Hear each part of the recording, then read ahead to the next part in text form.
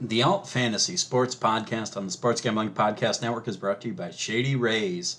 SGPN is teaming up with Shady Rays for Shady May. Get 50% off Shady Rays using promo code SGPN and then go to sportsgamblingpodcast.com/shady for your chance to win $500.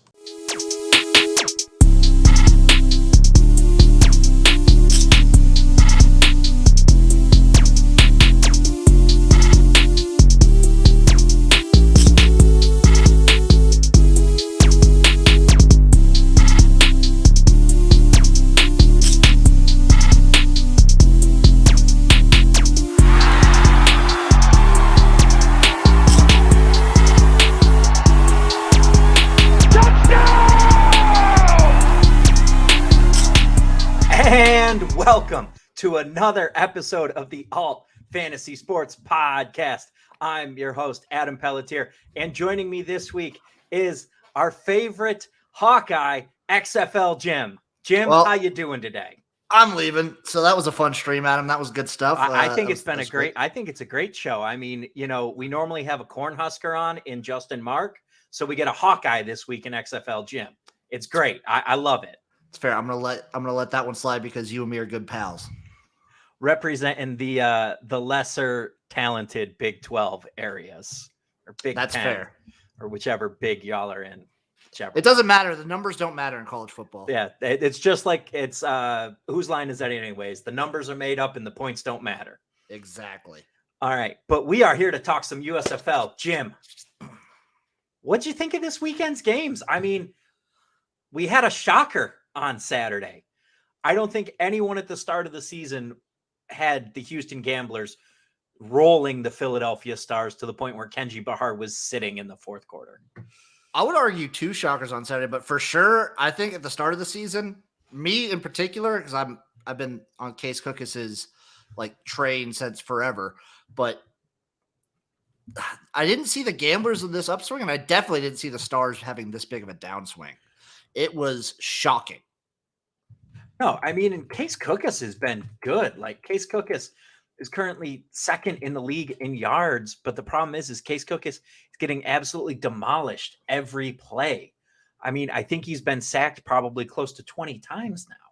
This offensive line is a turnstile, which means they don't have a run game, which means it's all on him, and he's getting obliterated back there. It's just it all comes back to the offensive line, in my opinion. And it's just I don't understand why it's this bad. Well, and you look at their draft, and they went out and they drafted a bunch of offensive linemen. Mm-hmm. They knew it was going to be an issue. They said, we need to get guys in here who can block. Bart Andrus said, we're going to go out and we need to get some guys who can protect Case Cookus and keep the franchise upright. They failed. I'm sorry. The correct number is 19. He has been sacked 19 times now through 4 games. He is averaging almost 5 sacks a game, and he's only thrown for 5 touchdowns and against 5 picks. 5 for him. It feels like it's been 50 with the way that's been doing, but bringing in a lot of these offensive linemen from the draft, I wonder. They haven't signed any of them. They haven't made it. Yeah. We're waiting to see if these guys catch on in rookie mini camps. And so maybe the Stars are more interesting next year, given how this is all shaking out. I'm thinking so. I'm thinking that might be a move for next year. Could this be the first championship game that's starless? I mean, we haven't seen it in 5 iterations now. It'll be mind blowing. I don't know what we'll do with the Philadelphia Stars being this bad, and we can no longer. And Kevin Sumlin was clearly what was holding the Houston Gamblers back. I feel like that was easy to tell. Kevin Sumlin, where he goes, bad things follow, and he's like big trading weights. The Gamblers' offense is night and day from what it was last year, and to be honest, their defense is still pretty darn good in my opinion. I like what they've shown. They have a good running game, and Kenji Bahar's coming into himself. It's amazing what your offense can do it's amazing what your defense can do when it doesn't have to make up for your offense not being able to maintain the ball. Mark Thompson already over 200 yards on the season on just 30 attempts. He's averaging 6 yards an attempt, an absolute beast, picking up right where he left off. I think he's going to smash last year's 460-yard total. I agree. I wouldn't be surprised if he's up in like the 600-700s. I mean, the way they're running the ball. And it's just, and Kenji Bahar, last week I was talking with some folks. I didn't know if Kenji Bahar was going to be him. I thought the Kenji Bahar experiment was going to be done and dead. He's such a weird player because he shows flashes of absolute brilliance, and then he'll just kind of like be a dud for a good chunk of time. I think Kenji Bahar is best as a top 4, top 3 quarterback in the league, and I wonder how often they get that out of him for the rest of the season. I don't know if he's the full stop solution, but when he's good, he is real good. Yeah, I mean, I think that this year we've seen a lot less teams be settled on who their guy is. I mean, we've only really got 4 teams that I think you would lock in who their starter is, and 5 if you include Birmingham, with Jamar getting hurt and Alex Magoo now being the guy. McLeod Bethel Thompson is clearly the class of the USFL right now, just clearly, hands down. CFL superstar. He looks like he's doing the AJ McCarron thing. The seasoned vet comes in and just takes care of business. Case Cookus is pretty set and forget. But if you're Philadelphia, are you looking at a guy like Vad Lee because you don't want Case Cookus to break his other leg and ruin a second honeymoon? I was going to say, like, Case Cookus is the starter for the Stars, but if you don't want him to get murdered out there, then maybe slot someone else in if you're going to kind of just – if you don't have that much longer in the North. I know the North is like neck and neck. There's a lot of up in the air in that division, but eventually when you see the writing on the wall, I wonder if they kind of pack it in and stop starting Cookus. Yeah, I mean, like you said, the North is still wide open. The Generals currently sit atop the North at 2-2. The Panthers tied at 2-2. And the Maulers and Stars both at 1-3. I mean, the North might remember the USFL, but the North didn't show up this time around in the USFL. I wonder if I believe a lot of these teams will come out. Whoever comes out of the North, I believe, will be very battle tested. I was talking about it with Chase a lot on our show. I've been surprised, especially 4 weeks in, the level of play in general, and the Stars offensive line excluded, but the level of play for every team has rose dramatically, in my opinion, in year 2.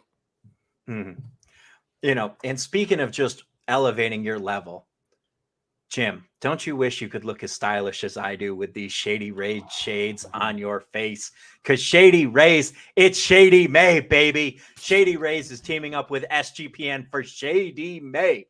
Not only do you get an amazing 50% off, but you also have the chance to win $500. Shady Rays have you covered from the sun to the slopes with premium polarized shades, customizable snow goggles, and much more. Shady Rays have durable frames and extremely clear optics for outdoor adventures. That's not all. Shady Rays offers the most insane protection in all of eyewear.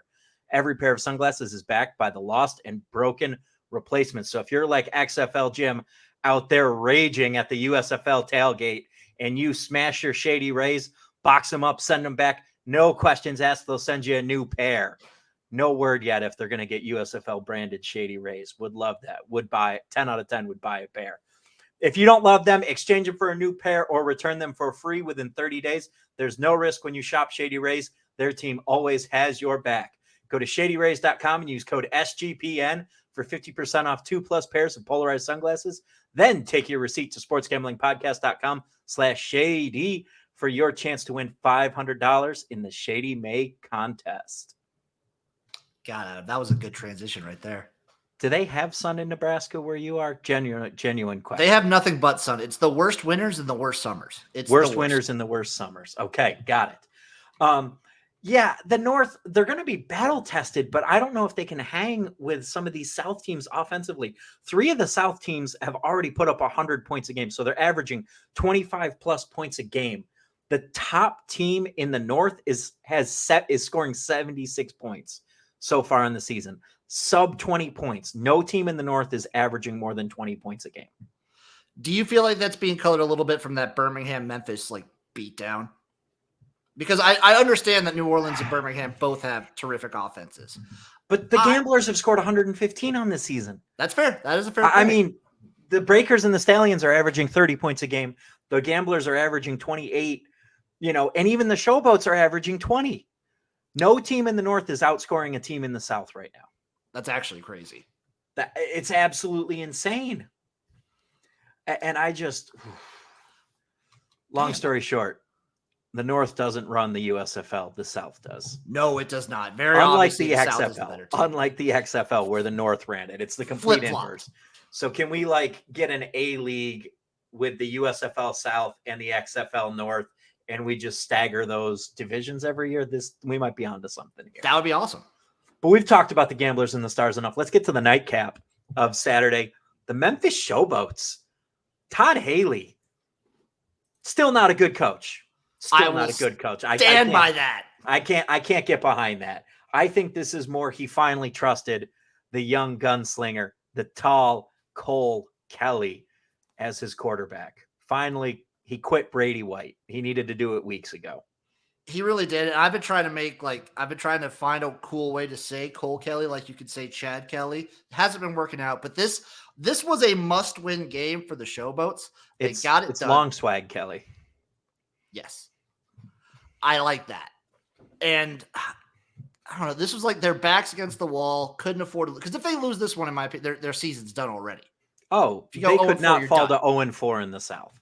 Yeah, you're done. With how good the South has been, with a 4-0 and a 3-1 team, if you're 0-4, you're packing it in, and you're just getting ready to play the Week 10 first overall pick game. Mm-hmm. And the surprise in this one to me was the Panthers defense not living up to the expectations that I personally have set for them.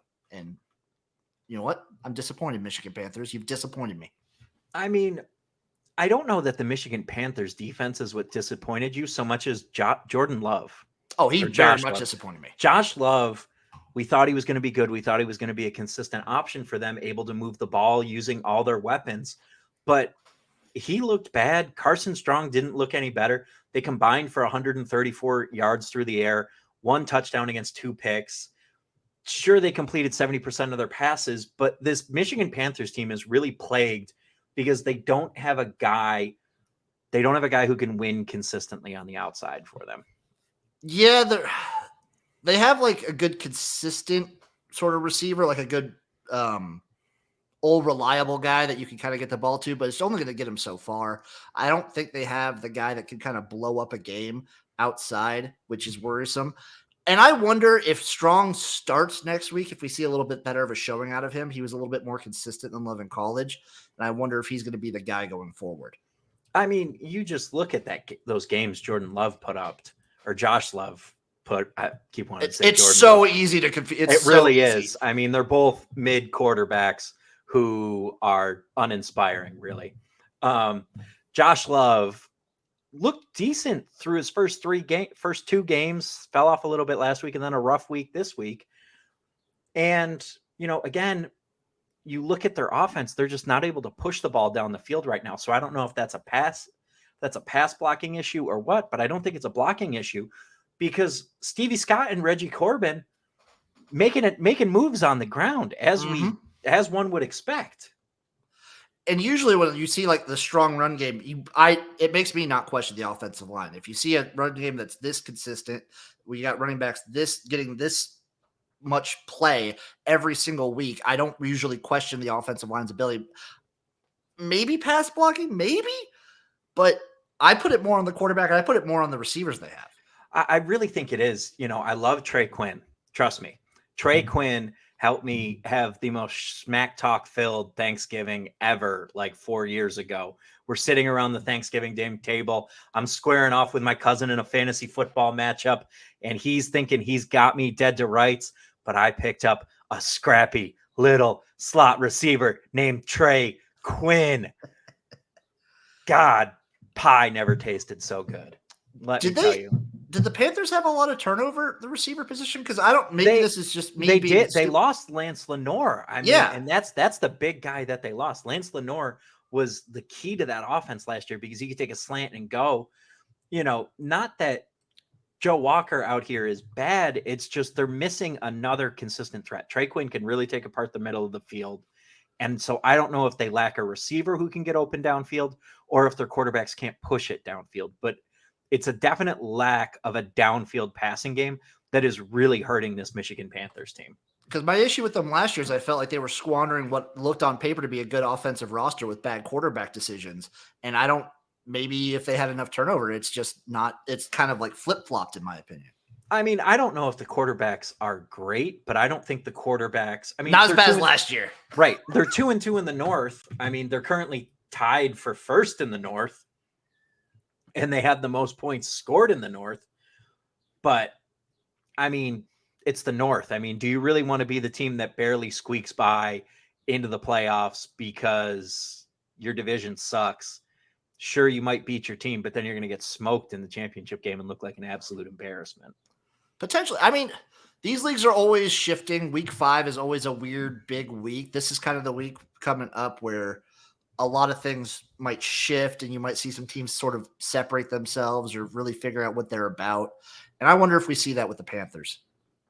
No, I mean, this is a definite make or break week for Michigan. You know, they're playing on Sunday. They got the Maulers, though. And the Maulers are the best looking 1-3 spring league team I have seen in a long time. So much better than last year. So much better. They're so much better. They're actually fun to watch. They really are. They really are. I mean, it's interesting that they're good to watch this year. They're fun. You know, it took a punt return touchdown and a late scrambled comeback for the Stallions to beat them.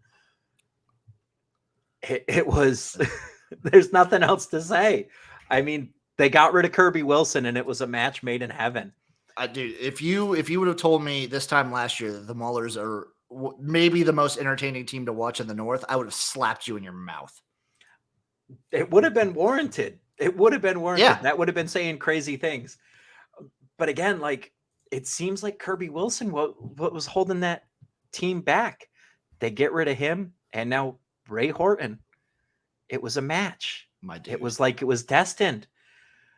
And unlike the Maulers, who are looking at last year as full of what ifs, what if you tried something new with dating and matchmaking and trying to find your match?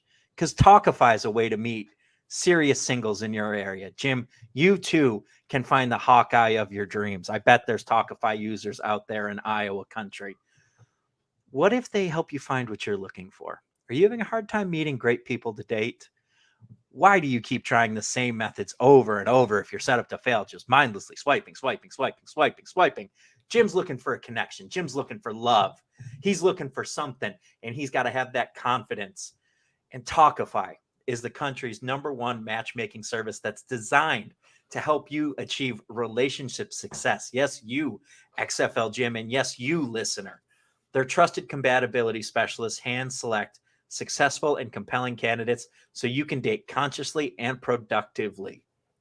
So no, you will not be stuck with your Kirby Wilson if you're the Pittsburgh Maulers. Here's how it works.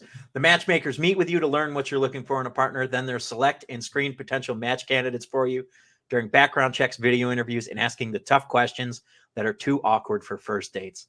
From there, your matchmaker plans your date introductions and handles all communications for you, creating a safe and stress-free dating experience. Talkify is committed to finding your match. 80% of clients, 4 out of 5 meet their person within the first 12 matches. Within your first XFL season, XFL Jim, you will find your person. And right now, Talkify is offering our listeners 20% off when you become a client at Talkify.com/SGPN. That's TAWKIFY.com/SGPN for 20% off when you become a client. Talkify.com/SGPN. They'll find you love in less time than a spring football season. I'll find the XFL Jane to my XFL Jim. Find the XFL Jane to the XFL Jim. There we go. Interested singles, please feel free to DM the show. We will set you up with XFL Jim. If you can be his XFL Jane or USFL Jane or CFL Jane, he's not discriminating. 3 down, 4 down, indoor, outdoor. Jim is your man. That was great. I need you as a wingman, Adam. I got you. I got you. You know I got you. The Stallion special teams is wingmanning Alex Magoo. Alex Magoo really tried to hand this game away. Subpar passing effort, turned the ball over twice, but bailed out by some late game heroics in the special teams. A 96-yard touchdown return. God, I love a good special teams touchdown, and this one set me off. I mean, it sucks for the Maulers because they basically had this one won, but special teams, special players. I mean, it was, it's a weird game because it was all field goals and special teams. The Maulers out here, one offensive touchdown, but the defense was getting work done. I mean, they moved the ball well. Troy Williams must have listened, tacked the Alt Fantasy podcast up on the board after we took him to task last week for being a subpar quarterback. Showed up this week with 200 yards through the air, 63 yards on the ground and a tutty. Yeah, he did it. He was balling. I mean, obviously the touchdowns aren't there, but if you're the Maulers, they don't need to be for the most part. You can usually lead on your defense. He looked the part. He looked good enough. Magoo, this was easily the worst game I've ever seen him play this year or last year. I don't know what was up with him. And then I don't know what happened to the Stallions rush. Well, I mean, they lost Bo Scarborough. I mean, you lost your workhorse back.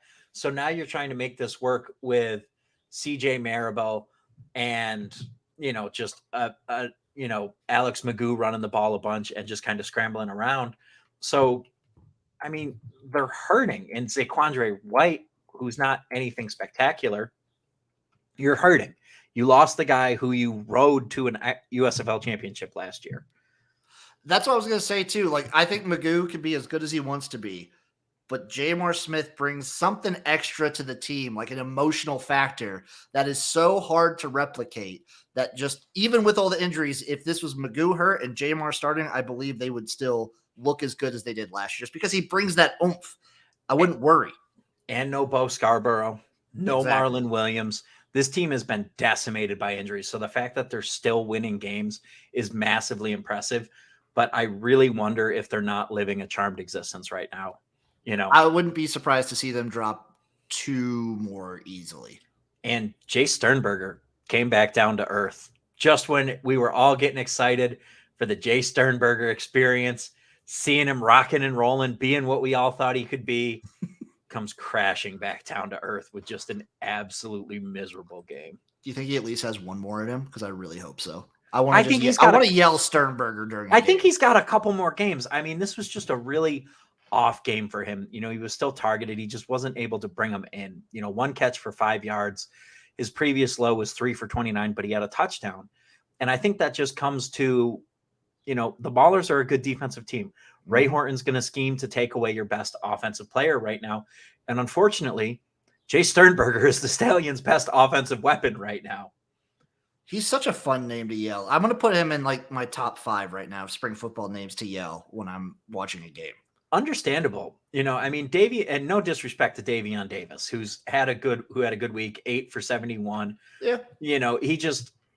He stepped up since Marlon Williams went out. The question is can he keep it going, and can he produce touchdowns that this team is going to need? I don't know about consistently. I don't know if he can consistently. Yeah. I mean, back-to-back weeks looking good, 5 for 123 last week, 8 for 71 this week. Maybe Davion Davis. I don't hate him. I don't love him. I don't love the guy throwing him the ball. That's for sure. Yeah, that's the issue. I don't know what we're going to be getting out of Magoo going forward. Then again, I don't know how many defenses that can really take advantage of it and make him look that bad. I think Magoo might be a matchup guy. I mean, if you're able to stream a guy like Magoo, I really like that. In DFS against the right matchup. So if you're playing against somebody like the Stars, I'd roll him out there. I might roll him out there against the Panthers or the Gamblers or the Showboats. Really, just not the Stallions, the Breakers, the Panthers, the Generals, and the Maulers. So the top 4 teams, I wouldn't roll him out against. That's kind of where I'm at too. Any one of those bottom team defenses, like especially the Stars, get any quarterback you can. Basically, against the Stars, they look electric. Yeah, they can't get after the other quarterback, and they can't protect their own quarterback. I don't know what happened to that defense. They looked so good in the backfield last year. They can't. It could be a thing where they're just on the field too much. I mean, the defense, I don't think lost a ton of people, but at the end of the day, no matter how good your defense is, if your offense is just spending the entire game on the field, it's not going to work. Yeah, I think they only lost like 1 or 2 guys up front, but yeah, I think that's the big factor is that just the fact they're on the field so much. Yeah. And now 20-17 in what was an exciting game between, looking at a game between the Breakers and the Generals. I feel like I've hit my prediction shot of whatever I'm going to call the game of the week pretty consistently. I called this one the game of the week. This one was awesome. No, absolutely phenomenal game. Loved it. Good back and forth game, where the Generals, despite not being able to move the ball maybe as well as they would hope, were still in this game late and had a chance late to try to put it away. They forced a late punt and they just couldn't make anything happen late in the game. Man, also Bethel Thompson is leagues above every quarterback in this league. It feels like he's so much better. No, I mean, it's wild. He's a professional quarterback. I mean, let's just remember he was playing in the United Football League. Some of these guys weren't even out of elementary school yet by the time when the UFL was playing. That's how old McLeod Bethel Thompson is. Just keep that in mind. Like some of these guys who are 1 or 2, 3 years out of college weren't playing tackle football yet when McLeod Bethel Thompson was a professional football player. I love skinny Ben Roethlisberger with all my heart, and Bethel Thompson's going to lead this team and just keep piling on the stats. He didn't even have a touchdown this game. I don't care. Has he failed to put up 200 yards yet? No, yeah, every week, exactly, week after week after week, 200. I think he's been over 250 every week. 302, 251, 283, 279. Back-to-back weeks with picks though. But the Generals defense is good. Mike Riley knows how to play this game. Mike Riley is a spring football savant. Mike Riley knows what he's doing. Just like McLeod Bethel Thompson was playing quarterback while some of these players were still in elementary school. Mike Riley was coaching spring football before McLeod Bethel Thompson was even a thought. Yes, he's been around. He's ancient, and he's built up the wisdom. So and he's just figured out ways to win week in and week out. And I think that's one of his biggest strengths is. I mean, he knows this Generals team needs to have a good mix through the air and on the ground. DeAndre Johnson only 113 through the air. Definitely want to see that number up, but they still gained, 172 yards on the ground. And DeAndre Johnson had 38 of those, which is a low game for him. The Breakers managed to contain DeAndre Johnson, and that's why they won this game at the end of the day. Yeah, I'd like to see DeAndre's pass attempts go up at least. To who? To who? That's fair. That is fair. They don't have a lot of the receivers that you would expect. You want him throwing 8 times a game to Cam Eccles-Looper? You want him throwing to Braden Bowman 5 times a game? Alonzo Moore 6 times a game? Randy Satterfield more than 3 times a game? You want him checking down, or you want him checking down to his backs. Like he doesn't have a receiver. This team really misses. This team really misses Kevontae Turpin. Oh, massively. And they thought they could create him in the aggregate with Cam Eccles-Looper and I know your boy, DeMornay Pearsonell. Yeah, DeMornay. I mean, I'm gonna just flat out. DeMornay hasn't been the same since he got hurt in like 20. Well, he tore his knee. He tore his knee. He's out for the year this year. I mean, he hasn't been the same since then. And then he's just too injury prone. I think if he was on the team, maybe you'd see a little bit better production out of this receiver group. But now that I look too, their running backs, neither of them are really like pass catching backs. They're more just Trey Williams. Trey Williams is fine. He's fine, but yeah, it's a team that wants to run the ball early and often, and they could really use somebody like a Sage Surratt that McLeod Bethel Thompson has just been using to carve up defenses. Name me a team that couldn't use a Sage Surratt type.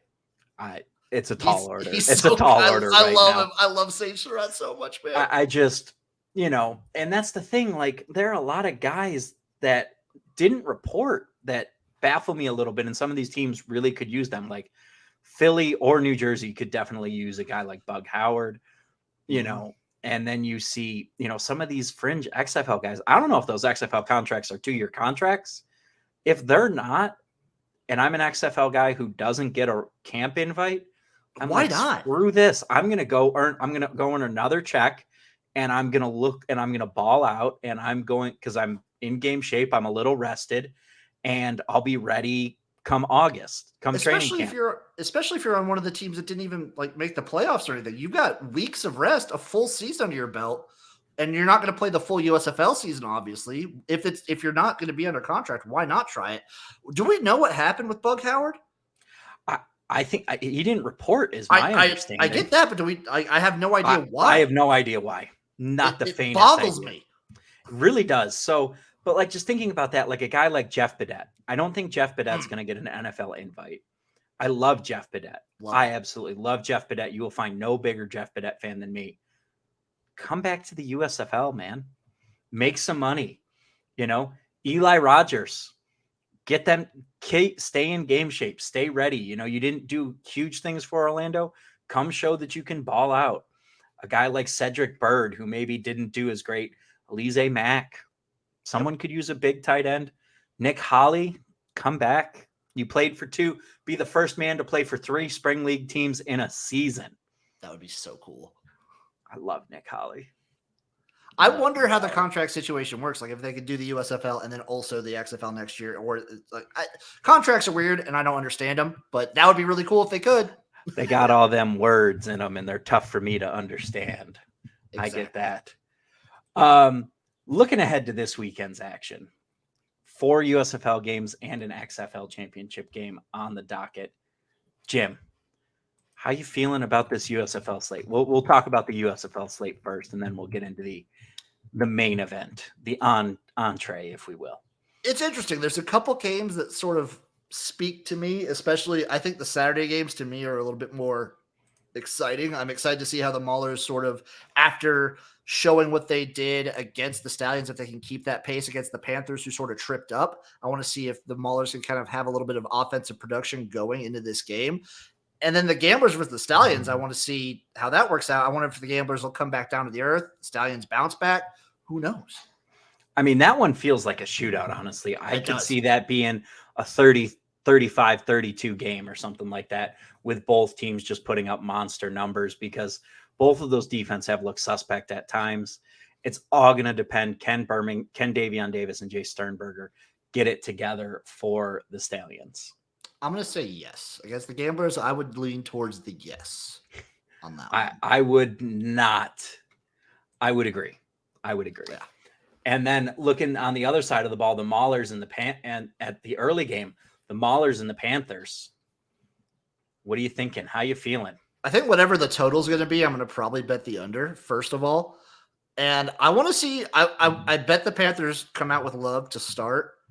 I want to know if he does start, how long he's in the game against a defense as strong as we know the Maulers is, how he looks.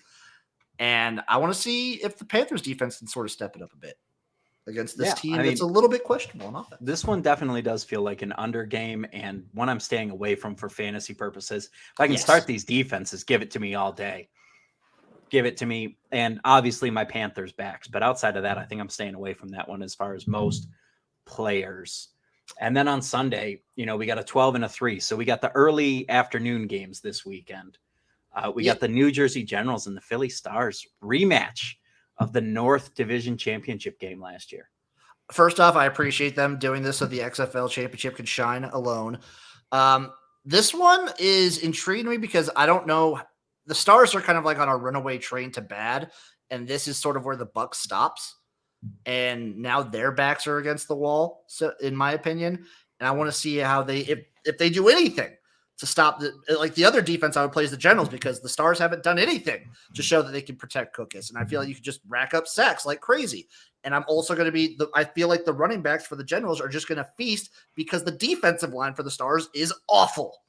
Co-sign all of that. So I wouldn't change anything.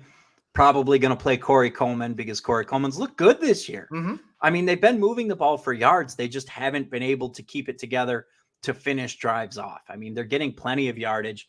So your Stars receivers, your Corey Coleman, and your Jordan Sewell and guys like that, just keep rolling with them. But Case Cookus, exactly. Maybe you're trying to move Case Cookus right now, honestly. I think you are, because like you said, like the receivers are fine because they're going to get their receptions. They're going to march down the field. And then he's going to get blown up like 2 or 3 times. They're going to have to kick a field goal, or he's going to have to throw a desperation throw and get picked. Yeah. And then 3:00, we got the water battle. Can the Waves swamp the Showboats? I think this is a comeback down to earth for the Showboats after getting their one win. I think the Breakers defense feasts in this game personally. And this one, it's either they feast or this one could also be a sneaky shootout, in my opinion. I think the Breakers like to turn things into shootouts. They have the offensive firepower to do it. So McLeod Bethel Thompson is upset he didn't throw a touchdown last week. He's going to go off. This feels like a McLeod Bethel Thompson blow-up game down in Birmingham this weekend. Give me that. Give me that all day long. Sage Surratt, top to bottom. I might stack that in a couple DFS lineups. Yeah, that's just spectacular. Looking to the other league, the XFL. Jim, we have back-to-back years with spring football championship games. How does it feel? Can I tell you I've never been happier this year? Like when we went from the Super Bowl directly to football in the XFL to now for the last 5 weeks we've had doubled up. It's my dream, Adam. I've told you about this. My dream of year-long football. I finally get to see it. I cried 2 weeks ago because I was. So I believe it. Jim, I've been loving it. I've had double TVs when they've been head-to-head. It's been great. But all this made me realize was I need one of these leagues to realize they're going to be stronger together. Spring football stronger together. I have dual feelings about this because I love I love how each league's a little different. I do think together they would be better play-wise. But I also where we have a model for that. The AL had the designated hitter for how long and the NL didn't. We can do some slightly different rules here. We can play through our seasons. We can get some interleague play, get like a nice 8-8, nice 16 teams, 12-week season, just add like 2-3 weeks, and then some nice playoffs on either end. I think the thing is this has been my theory, and it's like, it is hard. It's hard to stay involved in a spring league because very quickly which teams are good and which teams are not good from a gambling perspective. So it gets hard. It gets less interesting because there's 4 games a weekend. It's not that exciting. The thing that makes football so exciting is you're 10 to 16 games a weekend for pro and college. You're however deep your bookie lets you go, So, and even with fantasy, that's what makes it more interesting. Fantasy, one of these leagues needs to they need to merge or one of them needs to get to 12 teams. And I think that's where this is going to settle. I think expansion is probably the next step. At the very least, I need these leagues to at least have maybe an exhibition game or a couple games throughout the year where they play each other. That would just be beautiful to me. Also, to keep them separate, I'm of the weird train where I kind of like the fan arguments that I see online of the XFL fans versus the USFL fans. To me, it's fun. The mindlessness of both camps. It's so stupid. I love it. How many downvotes can we get for saying that if you're firmly camped in XFL or USFL, odds are you've made a stupid argument at some point this year. That's just a fact. Like if you're diehard I'm XFL Jim till I die. But if you're sitting there trying to tell me the XFL attendance numbers are spectacular when you consider the product and that the TV ratings are amazing and cause for excitement because we don't know the streaming, I've got a bridge in Manhattan to sell you. And if you're trying to sit there and say the USFL hub model is responsible and fiscally wise and going to lead to long-term success, I got a bridge I can sell you in Alaska too. They're both awesome. They're both amazing. They're both fun. Just enjoy them both, people.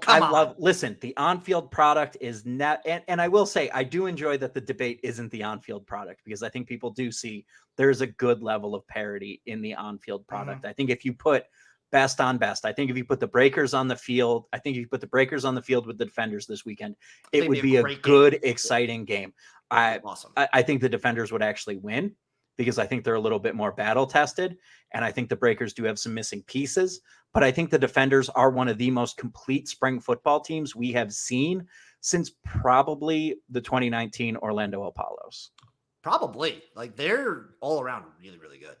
I mean, I don't think the Houston Roughnecks of the 2020 XFL were as well put together and well-rounded Granted, smaller sample size. It's a shame that we never got to see that because their running game was developing and their defense was getting a little better throughout the week. But it's so hard to compare the 2020 season.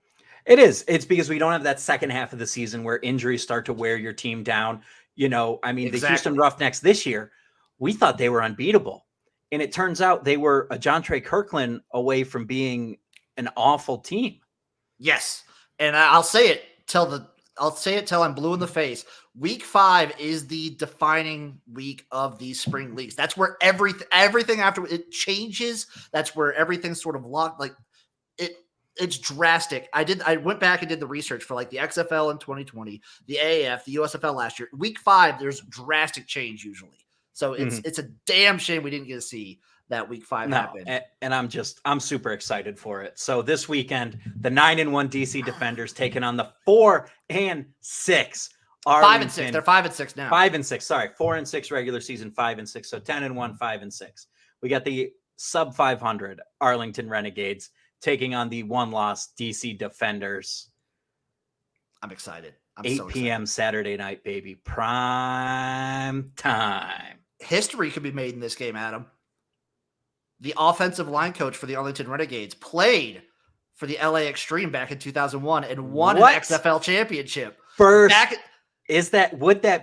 might even be the first player and coach of any spring league. It very well could be.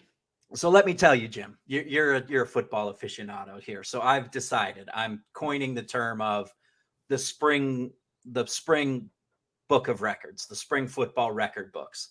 And I started with the World Football League in the mid 70s. I think that's a good starting point. The AFL was done. The NFL merger had happened. The World Football League came along. And I think that's when we saw this counterculture spring football really start to run. So he might be the first player coach to win championships in the spring football era. So that would be World Football. And honestly, I know they played in the fall, but I include the UFL in my spring football records because in spirit, it was a spring football. I think anyone with a brain realizes when you say spring football, you mean non-NFL. Yeah. It's a feel. It's a vibe. I'm talking to you, guy in the Discord, who said the CFL is different from the XFL and USFL. Because they play not that mostly different, in the summer? bud. It's not that different, bud. No, he was trying to say it's because they're not just playing for tape, blah, blah, blah, blah, blah. And I'm like, if they weren't playing for tape, you wouldn't have had a lot of guys leave the CFL for the XFL and USFL. I would agree with that sentiment if it was like just Canadian players. Mm-hmm. Like those guys aren't. But the reason you're getting like American players is because they want to be on an NFL. Like, correct. I hate it's it. The same reason you get Americans in the European League of Football. I also include NFL Europe in my statistical keeping. Not ELF yet. I don't like I'm not looking sure at if these I'm leagues elevating them yet. as like practice leagues or film leagues, but I mean, realistically, we have to look at what these players want, and they want to be in the NFL. Like, come on. I think we're a short step away from having a clear NFL is the top of the pyramid. I think the CFL / one of these spring leagues is going to be the AA. And then I consider the arena leagues are split between high and low A. So like the IFL is high A for me. TBD on what the new arena league looks like. I think that'll be high A. I think so too. And then NAL, CIL, no disrespect to them, but they're low A. It's just a different tier of things. And I could see a thing where where maybe I change this a little bit in the CFL / XFL becomes AAA, and maybe the USFL kicks around in a AA. And I think in my mind, the reason for that is because the USFL plays later. It's a lot harder to jump from a USFL roster to an NFL roster because you miss so much of install. The XFL is set up perfectly for a guy to make that jump. And I wonder if these leagues go on for like 5-10 years or whatever, if you see guys that like kind of jump around and stay in the XFL, USFL, like I wonder what's Jordan Tama going to do? He's tried the NFL a couple different times. Hasn't worked out. Does he stay in these leagues? Like, there's guys that you can designate as his like head out of his ass and sign Jordan Ta'amu to back up Josh Allen. It's fair. That's fair. That's it. I don't want Kyle Allen. I want Jordan Ta'amu. You see these guys that kind of like try the NFL a bunch and then eventually they get dropped. I wonder if you see like spring league staples. Like Luis Perez isn't getting a call, right? No, but he's a spring league. Luis Perez is going to get he's going to get a training camp call. He's going to go throw the ball in training camp. You're going to trot him out with your third stringers because you're going to know if that third string receiver can play or not because Luis Perez can get them the ball. Yes, which is fine. But he's a spring league god in my opinion. Right. But he's not back up in the NFL. He's for someone stringer. Like Luis Perez. His thing right now is building enough professional credibility that he will be able to walk into whatever coaching job he wants when he decides he's done. Exactly. Because that man picked up a playbook mid-year and took this team to a championship game, and they look like a completely different squad. It is mind-boggling how much better. There's the factor of when the Renegade season really started is when he jumped on the roster with 4 weeks left to go? It was, yeah. And everyone was all aboard the Kyle Sloter train. And let me tell you, when it went south was when in back-to-back weeks, somebody brushed his face mask and he went over to the sideline and he was like, Kyle Sloter, if you see this, yes, I'm making fun of you. Yeah. We all saw the guy tap your face and you go over there, hit my face, coach. Really turn on him after that one. That was tough to see. Yeah. As a big Kyle Sloter backer going into the season, yeah, that was tough. You expect a guy with a tinted visor to have a little bit more, mental toughness than that. This is the story to me. This championship game is the Giant versus the team that's red hot going into the playoffs and how that kind of dichotomy works itself out. I mean, and it's just, you have two teams that both have won games, fighting left-handed, fighting right-handed. DC has put up numbers through the air. I mean, we watched them just absolutely dismantle a Seattle team that we thought was good. We've seen them absolute shoot out the air raid offense of June Jones. I don't think anybody saw that coming. And Arlington went out and just absolutely embarrassed the Houston Roughnecks. Just absolutely embarrassed them and exposed them for missing playmakers. But both of these teams can put up points through the air. They can put up points on the ground, and the defenses can make it happen. Defenses are so good. Both defenses are so good. I mean, the question is going to be, I think it might come down to who has the ball last. I really think it might. I think this is the way kind of the playoffs looked and shaped out. I think this is the best game we could have gotten.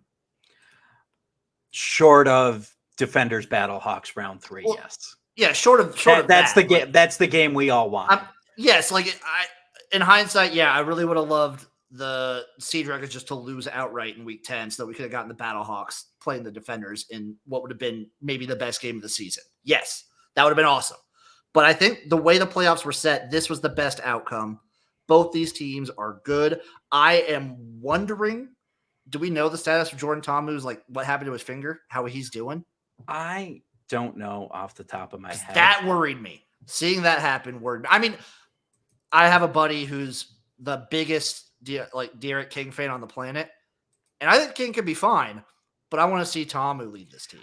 I don't know that Ta'amu can be fine. I mean, I've seen Derek King and Jordan Ta'amu play, and let me tell you, I initially was very much out on the two quarterbacks on Jordan Ta'amu.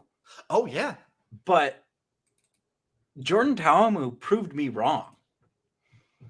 Have you flip-flopped on Ta'amu more than anyone on the planet? Over yes, and over I have. Again? I was in on him last year in the USFL. Then after watching that disaster that was Tampa, I was so out on him to start this year. The start of the year, I said, Derek King. And now it's Jordan Ta'amu, I'm sorry I ever disrespected you because I even think looking back to his 2020 XFL season, he was limited by his offensive coaching. He has never had a year like this. I think it's a combination of offensive coaching, and he might be a big example of the guys he plays around. He plays up to their level. I mean, and he cleaned up the interceptions in such a big way this year. Mm-hmm. He's 14 touchdowns to 3 picks versus 14 to 12 last year. Yeah, that was bad last year. And even in 2020, he was 5-2, but his rushing numbers, 300 yards rushing, gotten into the end zone 3 times. Just, the steps he took And similarly, Luis Perez, this has been one of his most prolific spring seasons. Mm-hmm. I mean, also, he only played 3 regular season games for them. That's so crazy. And he threw for 700 yards in those 3 games, 1 touchdown to 2 picks. Wow. But before that, he threw 8 touchdowns to 5 picks. I mean, that was on Vegas. Right. That was on Vegas on an awful team. He's had his best statistical year in a spring football league. He finally surpassed his 2019 Birmingham Iron year where he threw 1,400 yards. I also hand up. I do believe he would have done it in 2020 on the Guardians for New York. I think he would have too. That Guardians team really started to turn around with him. Walking through the injury report for this week, only DNPs so far for Arlington: defensive Brown, Shakir Brown, and wide receiver Rennell Hall. Everybody else was a full participant today. Good for the Renegades. I love that. On the DC side of the ball, though, different story. DeJuan Neal, cornerback, shoulder, limited. Abram Smith, running back, ankle, limited. That's the other one I was worried about. I was very worried about that for them. Safety DJ Swearinger, hamstring, limited. Quarterback KJ Sales, ankle, limited. Defensive tackle Joe Wallace, foot, limited. Safety Kentrell Bryce, say it with me, with the Achilles, limited. Michael Joseph with the abs, limited. Anthuala Kelly, hamstring, limited. Ethan Wolf, ankle, limited. Jazz Ferguson, hamstring, limited. Jordan Ta'amu not on the injury report, though. Oh, dog, dude. That was my worry. They got beat up in that Seattle game. As much as they dominated, they still got beat up. Seattle drug them down to I'm worried, but I'm on the Renegades, so I don't care. Yeah, I mean, they have to put up points offensively, and I don't know if they can do that. That's my honest concern right now. The Renegades? Yeah, I just don't think they can do it. I feel like the Renegades need some turnover magic to win this game. Yeah, I mean, all season they have been a defensive team. They have won so many games on the defensive side of the ball. They had 18 offensive touchdowns and 5 defensive touchdowns. It was what was it? I think until week 9 or something, it was like Luis Perez's first or second game. They hadn't scored an offensive touchdown. It was so stupid. Yeah. It was their offensive stats for most of the season were just dumb. But I will say, Luis Perez had one of his best games as a spring football player. 19 of 27 for 289 and a touchdown. I trust Bob Stoops in a playoff scenario in a championship game. I mean, and it's going to come down to the legs. It's going to come down to Arlington not turning the ball over and them being able to slow down an absolutely just red hot DC Defenders offense. Your boy over here is sitting on a Renegades 14-1 ticket, so I'm going to try and just not sweat this one out. You're going to be sweating that one. I know. Hard. I'm sweating so hard. Ugh. I mean, Abram Smith has run for almost 800 yards. Ran for 800 yards in the regular season. I'm sure he is past that number. God, he's good. Yeah. The DC Defenders, good at football. Any down roster guys that you're looking to make sure go into your DFS lineups this weekend? For this game in particular? Mm-hmm. Because you have to, this isn't a week where you can get cute with the quarterback. You're either on Ta'amu or you're on Perez and you're building your roster from there. I've been riding him a little bit. I don't know if he's down roster as much as some people would expect, but I hope he needs to bounce back this game. I'm gonna ride with him one last time. I'm gonna ride with Tyler Vaughns. I feel like he would have to have at least a fairly significant game. I think that's accurate. I mean, Tyler Vaughns last week had, big week. Or no, not a big week. No, Peyton had the big week. Javonta Payton was the big week. Tyler Vaughn, though, has been good all year. I think he's definitely someone I'm keeping an eye on. Chris Blair is somebody else I think needs to make your way into a roster one way or the other. I don't know where you're finding a leverage point here, but it's probably going to be guessing correct on whichever tight end scores a touchdown. Yeah, I would lead. I mean, Sal Canelo's like consistently been really good, but I'm the flexing offense Sal as a Cannella, whole- but I need to find it. I need to find the tight end that's going to pull it in. Yeah, that's going to be a big one in this one. You're going to have one tight end score a touchdown who maybe no one's ever heard of for the entire year. Do you have a prediction as to who that will be? Let's see. I mean, who's the other tight end for the Renegades? Because I trust Luis Perez to get it to his guy. Like, that's the safe option, and Luis Perez is nothing but safe. I don't know. Luis Perez might be a little risky right now. You know, you think this is the game where he lays it all out? I mean, he threw for 300 yards last week. Nate Becker or Sean Byer or Alex Ellis? I'm gonna go Becker. I'm gonna give it to Becker. I'm gonna say Sal Cannella is getting his through the air and the yardage. I'm gonna think one of these other guys steps up. I'm gonna go with Becker to step up and get. I just need one touchdown out of him. Just give it to me. Yeah, and I think this is also going to come down to you're going to need a big Davion Smith game. This is big Davion Smith week. Yes, you will. He needs to put the big boy pads on, and he needs to just gobble up that chicken salad. God damn it, that was perfect.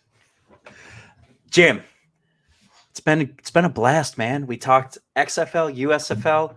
We talked about our dreams for spring football. We talked about how Jim's going to use Talkify to find XFL/USFL/CFL and probably soon AFL Jane. How excited are you for arena football to be back next year? I'm very excited. I would love. I love the team IFL. close I by. love the CFL. I just feel like the Arena League has name recognition. It's got that oomph.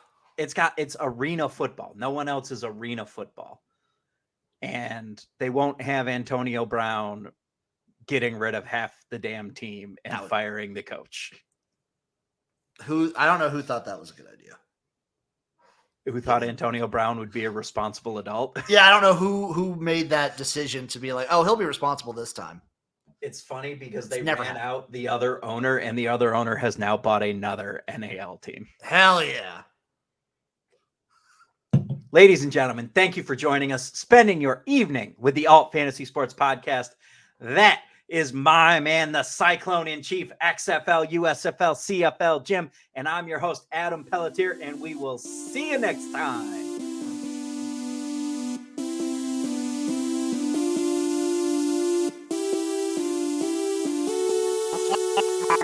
Nova Production.